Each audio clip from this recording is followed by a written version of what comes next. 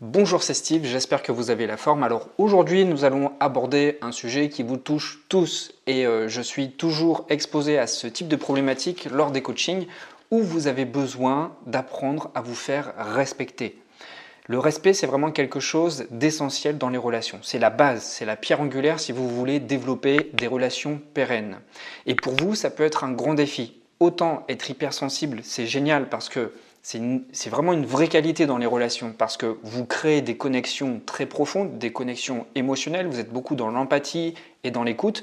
Néanmoins, eh bien, les relations peuvent aussi représenter un grand défi pour vous dans la mesure où vous devez respecter votre intégrité, vous devez respecter vos limites. Donc restez jusqu'au bout de cette vidéo car à travers ces 5 conseils, vous allez apprendre à naviguer avec succès dans vos relations et surtout à y voir plus clair car c'est ça l'intéressant, c'est comprendre ce qui se passe à l'intérieur de ça. Alors avant d'aborder ces 5 conseils, évidemment je fais toujours ma page publicité car je viens de sortir un nouveau produit. Ce nouveau produit, c'est un nouveau programme, c'est une nouvelle formation et dans cette formation, je vous propose 30 jours de coaching intensif pour développer des relations authentiques. Donc si vous êtes intéressé par ce sujet, n'hésitez pas, le lien est dans la description et puis je vous en reparlerai un petit peu plus à la fin de la vidéo. Voilà, la page pub est terminée. Alors, le premier conseil que j'ai à vous donner si vous souhaitez développer des relations harmonieuses et surtout vous faire respecter, tout d'abord, la première des choses, c'est de bien vous connaître. Et bien se connaître, ça passe par connaître ses valeurs. Est-ce que vous connaissez suffisamment vos valeurs?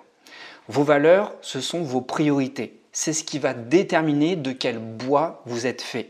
Et dès que vous savez prioriser ce qui est le plus important pour vous, eh bien vous allez réussir beaucoup plus facilement à vous affirmer ou en tout cas à vous montrer tel que vous êtes. Puisqu'on parle de relations authentiques, il est essentiel de vraiment connaître quelles sont vraiment les choses qui vous drivent, quelles sont vraiment vos boussoles. Et puisqu'on parle de boussole, les valeurs sont de réelles boussoles car par temps brumeux, par temps incertain, vous êtes comme un marin dans une mer et vous avez besoin de repères. Et justement, ces boussoles vont vous indiquer beaucoup plus facilement la direction à prendre. C'est ce qui va vous permettre d'y voir un peu plus clair dans des périodes de vie, dans des transitions de vie où justement vous êtes pas mal dans l'incertitude. Et puis même, ça vous permet aussi de garder une certaine assise dans vos relations, de garder un certain cap, une certaine vision de qui vous êtes, parce que ça va vous amener à vous présenter plus facilement, ça va vous amener aussi à vibrer une énergie qui est singulière à vous-même, et les autres auront beaucoup plus de repères également pour pouvoir vous situer. Vous savez, l'un des plus gros problèmes, et ça c'est un des gros problèmes que j'ai pu rencontrer à de nombreuses reprises dans ma vie, c'est de ne pas permettre à vos interlocuteurs de pouvoir vous situer quelque part. Pourquoi? Parce que vous ne vous connaissez pas suffisamment. Et moi, j'ai longtemps été dans ce cas-là. Alors, je ne dis pas que je me connais à 100% parce que je crois que c'est le but de toute une vie, mais y voir déjà plus clair dans ces valeurs, ça nous permet déjà de savoir qu'est-ce qui est le plus important pour nous. Qu'est-ce qu'on tolère et qu'est-ce qu'on tolère beaucoup moins. Okay, donc, si vous avez du mal à trouver vos valeurs, déjà, on travaille dans la formation dont j'ai parlé au tout début de la vidéo, mais déjà un petit indice. Vous pouvez déjà vous demander qu'est-ce qui vous met hors de vous lorsque quelque chose n'est pas respecté, chez vous ou dans votre environnement. Pour certaines personnes, ça va être la liberté, pour d'autres, ça va être la justice, pour d'autres encore, ça va être la convivialité. Bref, ça, ce sont des valeurs fortes. Okay, et si ces valeurs fortes ne sont pas respectées, ça vous travaille très fortement à l'intérieur. Donc savoir quelles sont vos valeurs, ça va vraiment vous aider à vous présenter et puis à donner des indices, à jalonner un petit peu les perceptions de vos interlocuteurs parce que oui, on est obligé de catégoriser les choses.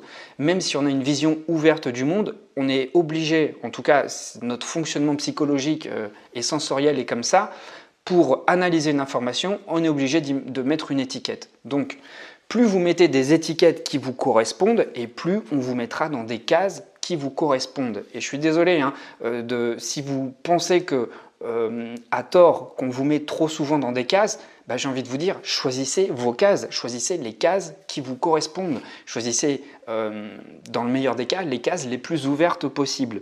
Alors moi, mes valeurs personnelles, celles voilà, pour lesquelles je mets un honneur premier, c'est le travail déjà, c'est la famille, c'est la liberté et puis c'est la convivialité. Voilà, ça ce sont mes 4 grosses valeurs principales. Et puis il y en a d'autres qui viennent après, et puis ça évolue avec le temps aussi.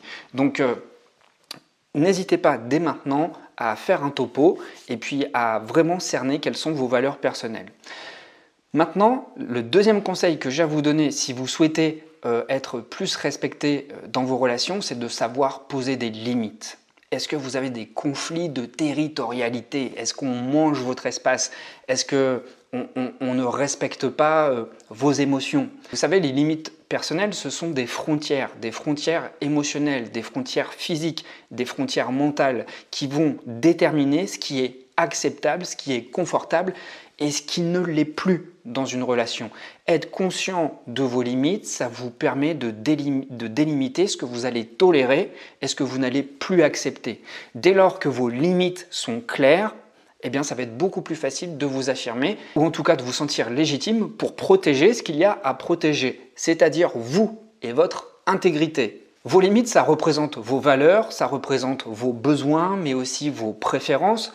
Donc encore une fois, ça montre de quel bois vous êtes fait. Les limites sont là pour vraiment établir votre bien-être émotionnel et mental. En clair, lorsque vous arrivez à établir des limites, ça veut dire que dans une relation, vous arrivez parfaitement à communiquer vos besoins, vos intentions. Par conséquent, vous êtes en mesure de prendre des décisions pour préserver votre bien-être mental et émotionnel. Lorsque vous arrivez à exprimer parfaitement vos besoins, quels qu'ils soient, eh bien là, vous êtes dans une communication authentique parce que vous ne portez pas de masque, parce que vous jouez votre propre rôle. On peut parler également d'alignement parce que vos actions, vos comportements sont parfaitement alignés avec vos intentions et vos besoins. Donc vous ne jouez pas le rôle d'une autre personne.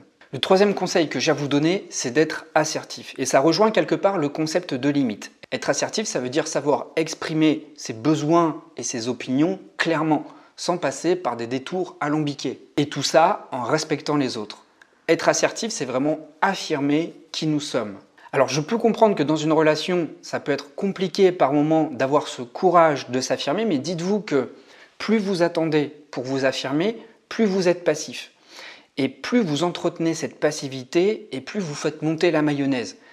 Vous voyez ce que je veux dire? C'est-à-dire que plus vous êtes en retrait, plus vous êtes passif, et plus vous faites monter ce degré de frustration, ce qui va vous amener à devenir agressif.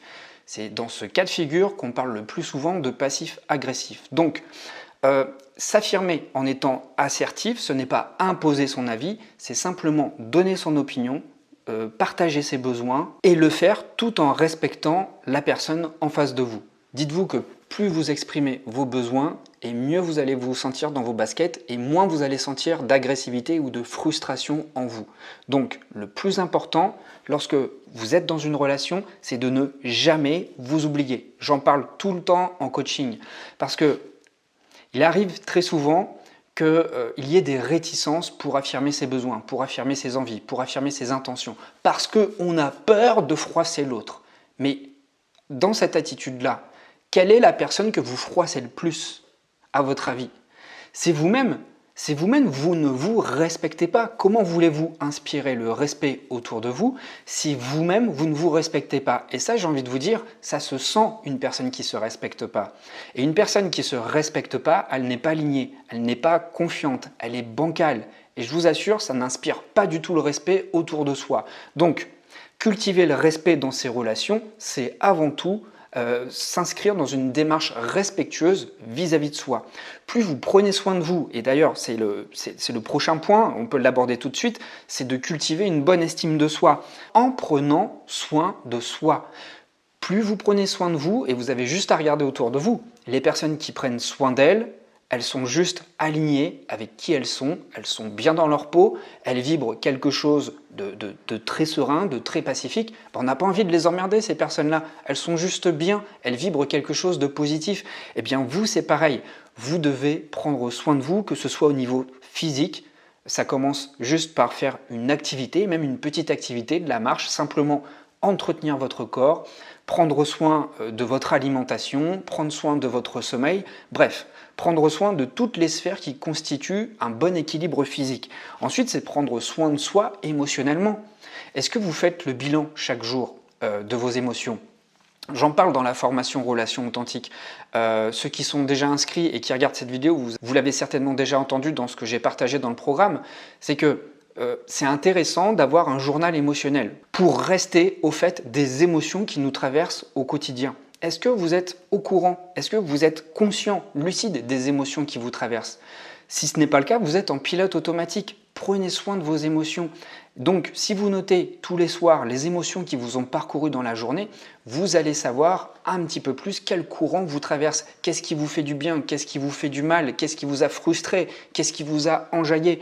Ensuite, une fois que vous avez noté, étiqueté ces émotions, eh bien, vous allez apprendre à les discriminer, à mettre beaucoup plus de nuances. Au début, on reste sur des émotions primaires, la peur, la joie, la tristesse, et puis après, progressivement, on arrive beaucoup plus à identifier des nuances émotionnelles, comme par exemple la mélancolie, ou la fureur, ou la nostalgie, toutes ces émotions-là. Et plus vous fixez d'attention sur ce répertoire émotionnel qui vous compose, plus vous allez être au fait au moment où vous êtes en pleine relation avec quelqu'un de ce qui se passe à l'intérieur de vous. Et plus vous savez ce qui se passe à l'intérieur de vous, et mieux vous savez choisir les comportements les plus adéquats. Parce que vous savez quoi? Lorsqu'on devient trop réactif, c'est qu'on se laisse déborder par ses émotions. Et lorsqu'on se laisse déborder par ses émotions, c'est elles qui nous dirigent. Nous, on ne dirige plus rien.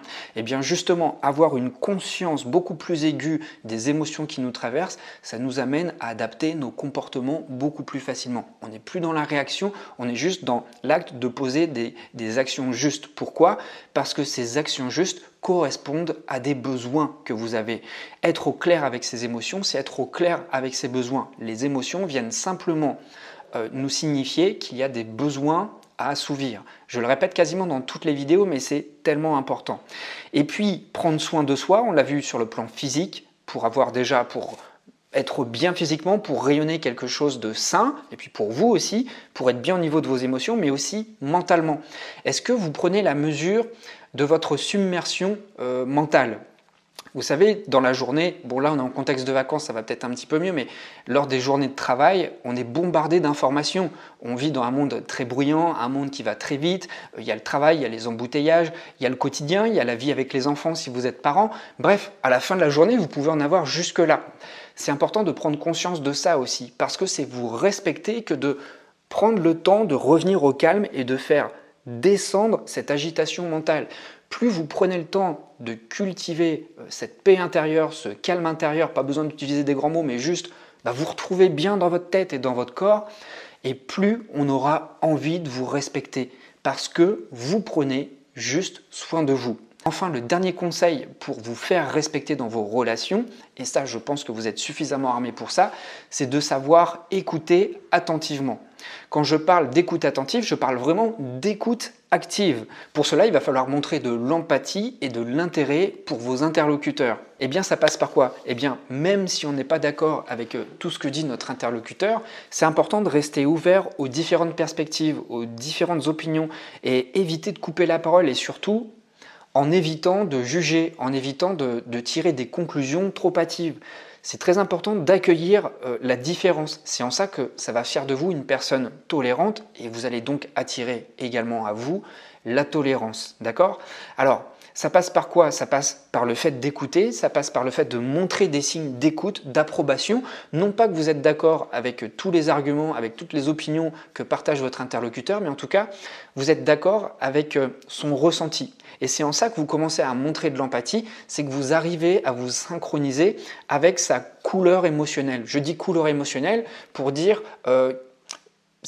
en tout cas, vous témoignez par vos gestes d'approbation, déjà par une posture ouverte, par le fait d'hocher la tête, par le fait de donner des signaux visuels, par le fait vraiment d'être dans une ouverture, vous montrez que vous saisissez le propos de la personne en face de vous. Ça ne veut pas dire que vous êtes d'accord, ça veut simplement dire que vous accueillez. Vous êtes dans un champ d'accueil et de dialogue. Dès lors que vous montrez des postures d'ouverture, de tolérance et de respect comme celle-ci, eh bien à ce moment-là, vous devenez une personne exemplaire. Et c'est en ça que vous allez attirer le respect. Alors si vous avez encore cette croyance que pour se faire respecter, il faut en imposer, il faut avoir des gros muscles, il faut l'ouvrir plus fort que l'autre, bah pour moi ce sont des fausses croyances. Pourquoi? Parce que lorsqu'on parle de carrure, pour moi c'est plus de l'intimidation, et puis lorsqu'on parle de parler plus fort que l'autre, bien là on n'est plus dans le respect, on n'est plus dans l'échange, on est dans le fait d'imposer ses arguments, d'imposer ses opinions. Donc vous avez juste à regarder les débats politiques, et les politiciens les plus performants, ce ne sont pas ceux qui crient le plus fort, ce ne sont pas ceux qui sont le plus acerbes dans leurs propos, c'est ceux qui justement savent parfaitement écouter et engager le dialogue tout en gardant un esprit ouvert. Et surtout, ce sont les personnes qui laissent parler les autres. Alors je vous assure, dans la politique, il y a énormément de progrès à faire. Maintenant, vous pouvez décider pour vous quels sont les axes parmi tous les conseils que je vous ai donnés, quels sont les axes que vous allez décider de travailler dès maintenant. Vous pouvez les noter, vous pouvez réécouter la vidéo et puis noter tous ces conseils. Et puis si vous souhaitez aller plus loin, si vous souhaitez travailler en profondeur, comment créer des relations authentiques et avec soi déjà, et avec les autres, en apprenant à composer avec la peur du rejet ou de l'abandon, en apprenant à fixer des limites saines, en apprenant à trouver l'équilibre entre donner et recevoir, en apprenant vraiment profondément à pratiquer l'écoute active, eh bien vous êtes au bon endroit dans cette formation. Tous les jours, pendant un mois, je vous accompagne en vous délivrant du contenu. Ça vous prend à peu près une demi-heure par jour. Moi, ce que je vous conseille, je l'ai déjà dit dans la précédente vidéo, c'est de le faire le matin, lorsque votre tête est encore fraîche. Et puis, je suis là pour vous booster, pour booster votre mental et vous apporter beaucoup de mindset. Alors si vous êtes intéressé, le premier lien est dans la description, et puis la formation, elle est encore en lancement. Ça veut dire qu'elle est à moitié prix, et donc là c'est la fin du lancement, il vous reste très peu de jours pour pouvoir encore l'avoir au meilleur prix. Donc si vous souhaitez qu'on travaille ensemble, eh bien ça peut commencer dès maintenant, moi je vous retrouve de l'autre côté, et puis si vous avez des questions, n'hésitez pas à me les poser dans les commentaires. Voilà, je vous remercie beaucoup pour votre écoute, je vous remercie d'être là, et moi je vous dis à très vite pour la prochaine, et à tout de suite pour ceux qui passent à l'action.